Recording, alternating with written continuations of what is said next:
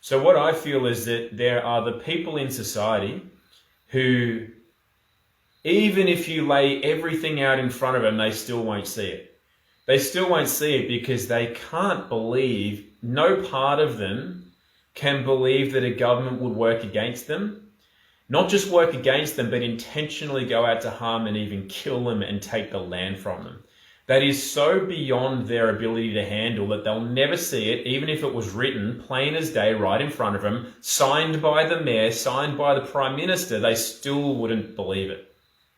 And it's because they're not yet old enough.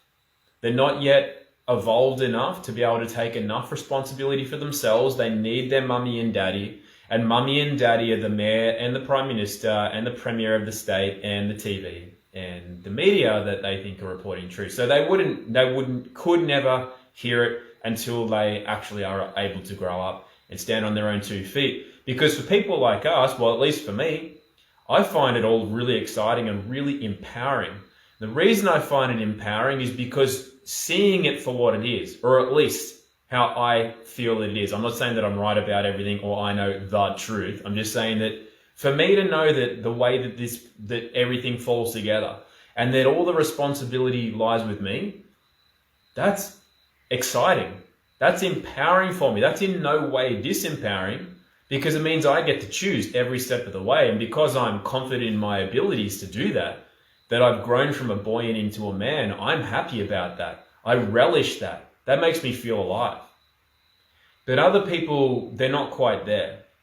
They're not really at that level of, it's too scary. Like, how do I swim? I don't know how to swim.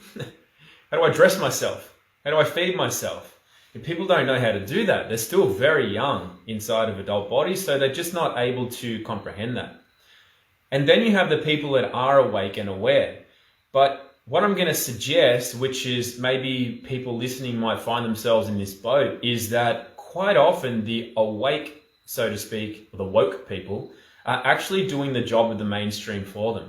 They're perpetuating and solidifying the offer of the New World Order.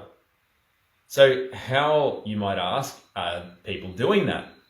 Well, they're doing that simply by stating what the New World Order wants and saying it's happening. They're saying the New World Order's coming through. This is what they've planned. Everyone's going to be herded into these places. Everybody's going to be doing this. You'll not own anything. You'll not this. You'll have to do that. And they're laying it out as in that's the truth of what the true offer is, rather than, we're all under climate change and we're going to help you. We'll make things green. And like, that's the lie. So these people are saying it how it is, but they're solidifying that offer. See how that works? They're not saying, guys, it's just an offer at this stage and this is how we disempower that offer and negotiate it, or just pop that bubble so that we create our own. I'm not putting anybody down. I think, like I said, I think that guy did a great job of that video, and other people are doing great jobs at exposing or shining light onto the narrative to show people what it is. But they're not breaking the spell. They're actually solidifying the spell and making it stronger. Because without a solution, or without being able to say to people, guys, this is just an offer, it's not definitely going to happen, because it only takes a small number of people who do have light within them to shine it amongst all of the darkness that's out there. That's how natural law works. It's the nature of things, the nature of life. So I feel that there's a big step being missed by a lot of people in the so-called quote-unquote truth community, because they're not breaking the spell. And as I said, they are actually strengthening that spell simply by saying it's dire, this is going to happen, it's a runaway train, and they're going to stop at nothing to run that train into the ground. But that's not the case. So I would like to put it forward as a suggestion to people to perhaps think about the messages that we're putting out there. Think about the power in the words that you have, in the platforms that you have, if you have some form of, I don't like the term, but influence. And think about whether you're just perpetuating what the mainstream narrative are trying to do anyway. Even if you're trying to give the inversion of it, think about whether it empowers people or it disempowers people. Because a lot of the time what I see is people just essentially acting like plastic bags. Like if the wind blows this way, they're just going to have to go with it, but you don't have to. That's not, we're far more powerful than a piece of plastic in the breeze. We create the breeze, like I mentioned in the last video. It's all in direct relation to us and what we are creating and how we are resonating and how that electromagnetism all comes together. That's all based on what's in here and what's here.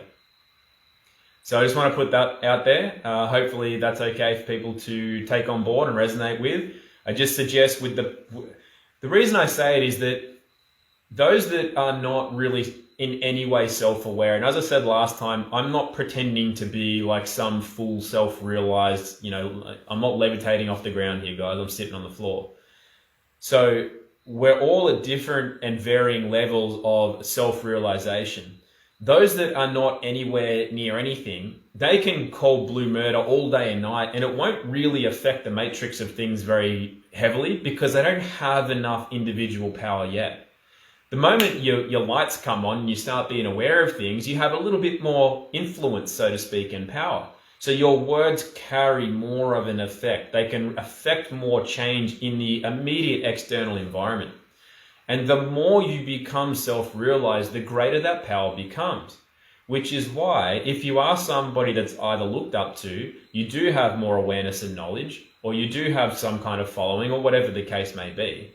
By the way, followers does not necessarily equate to a level of self-realization, because if you look at who has the highest amount of followers, they're the people generally with the least amount of self-realization. But you get what I mean.